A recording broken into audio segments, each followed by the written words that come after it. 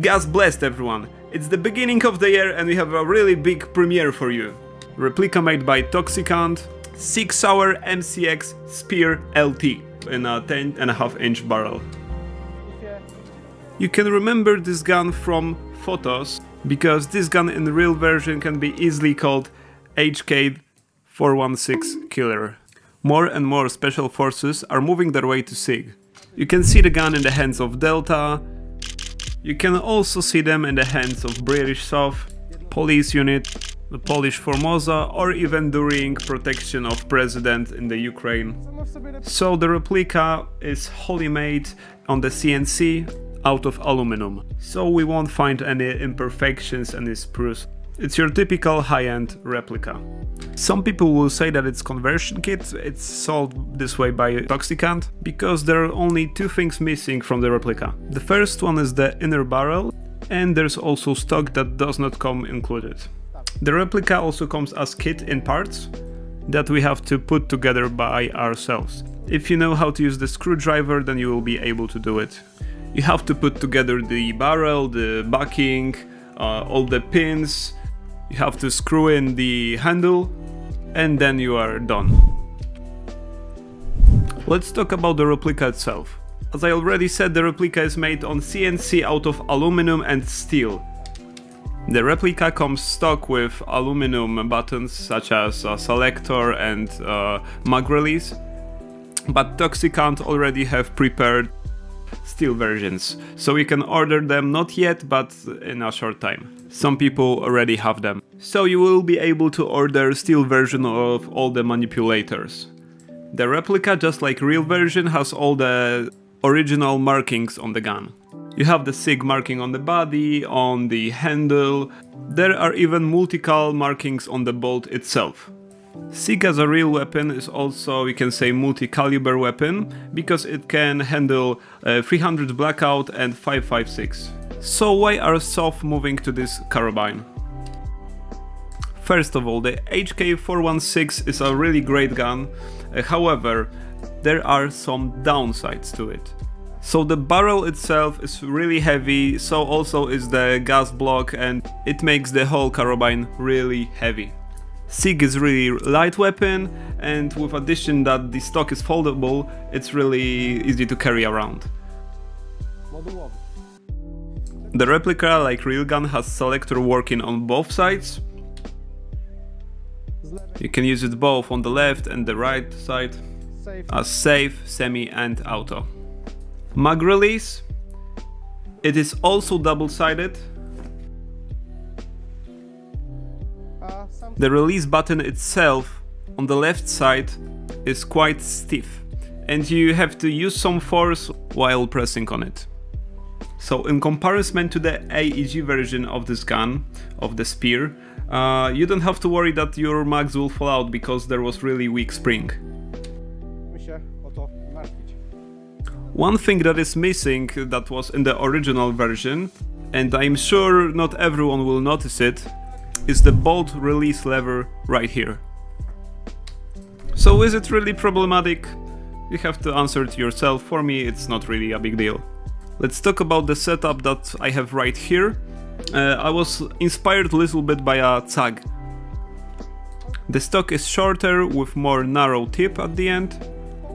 The vector optics sight mounted on unity mount. There's also second unity mount with angle on it. This way you have whole rails for your hands. This way is just really comfortable for me. The light is M600 with IR filter, and really cool thing at the end of the gun that you don't often see, especially in the airsoft, it is suppressor cover. In the real gun, it's basically used when shooting to minimize the heat signature of your suppressor in the IR, or in the heat camera, I should say.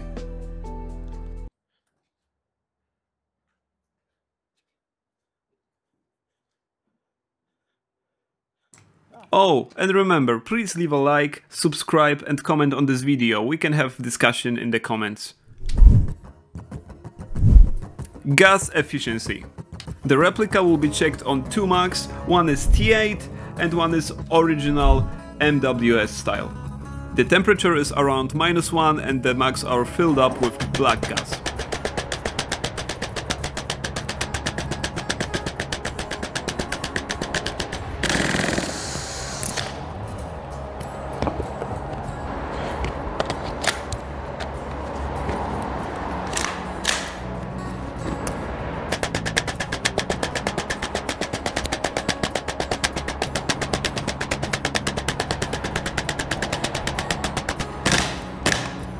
Both mags are capable of shooting around 65 BBs. The T8 mag was able to shoot out 57 BBs and the MWS was able to shoot 77.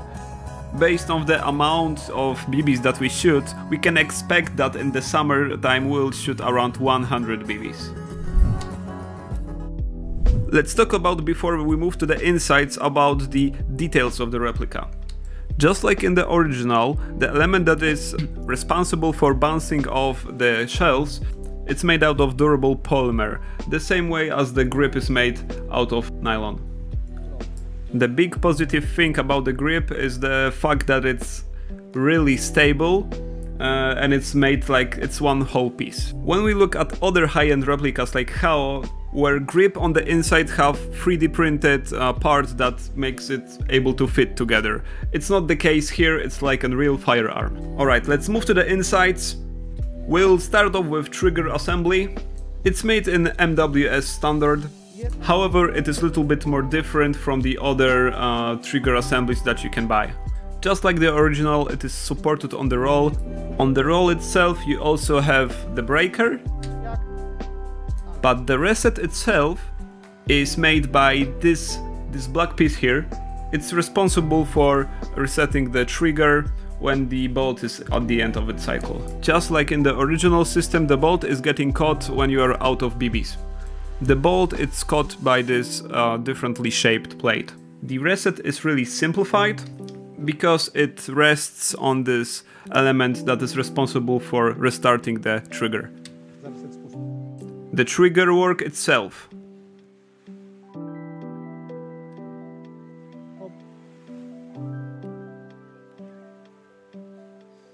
It is really light at the beginning, but you can feel the wall just a little bit. The trigger is really soft,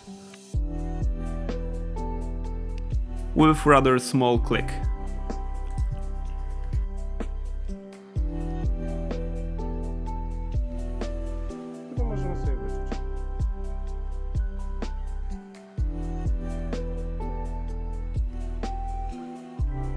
Alright, once again.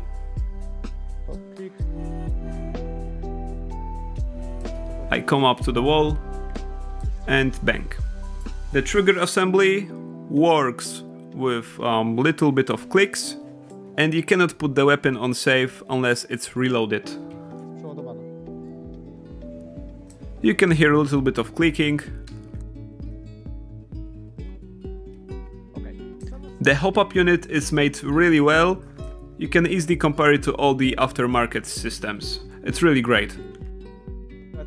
This one, for example, as I did after adding TNT barrel with TNT backing and TNT spacer, which I had to cut a little bit because it was made for AEG. On this hop-up there is no issue whatsoever to backspin 0.4 BBs. The trigger assembly, although it has some parts that are different from the original, you don't have to be necessarily worried about the lack of the parts. I have discussed it with foreign users who assured me that you can buy new parts straight from the TOXICANT, and you can get them whether you need them or you just want to, you know, have spare parts. I haven't heard necessarily that the trigger assembly went bad on someone. The first generations of the replicas from TOXICANT had issues, but we will talk about it later. The trigger assembly is mostly or even entirely made out of steel. The valve breaker, everything here, this plate, it's all made out of steel. And so is also the trigger itself, it's also steel. So the whole trigger assembly is made out of steel in the stock, we don't have to worry about it breaking.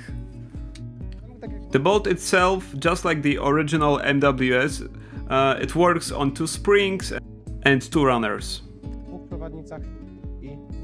The bolt is a little bit shorter. The hop-up unit we receive is from unknown producent. I'm not sure if TOXICANT is making their own nozzles. It looks like unicorn, although I am not sure. The bolt itself is made out of aluminum in full Tokyo Marui standard. So any spare parts like the springs, like this nozzle, you can get it in any shop that has MWS parts in it.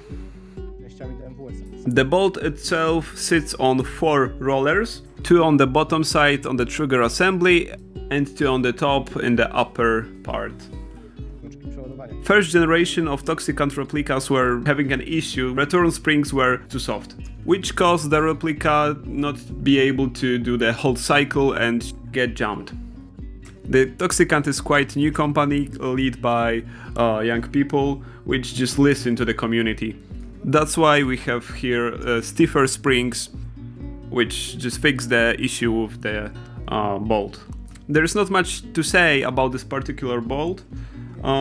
Yeah, it works, you have the markings of the multical. Now about the issues of the replica.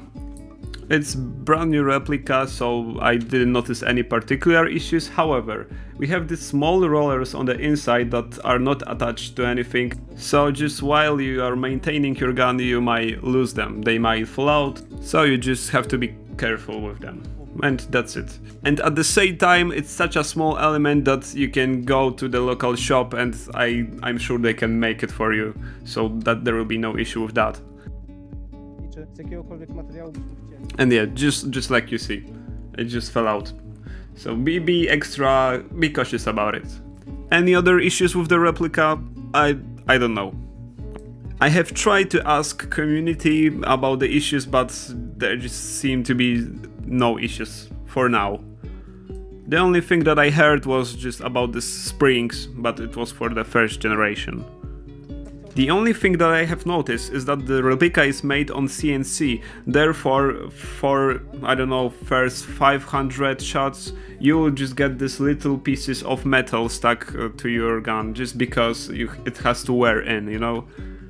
After just a couple of mags I can see here that there are some sort of like these little pieces of metal, but you can just take them off with your finger and it will be good to go. So remember after shooting that you will have to clean the whole replica and shoot again until you don't see any more of these little pieces of metal.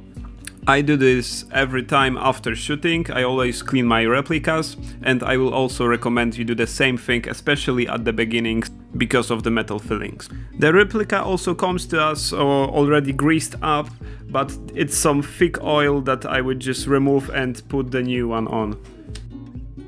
The reload handle is also made out of aluminum. It's your typical slick handle made by CSAW.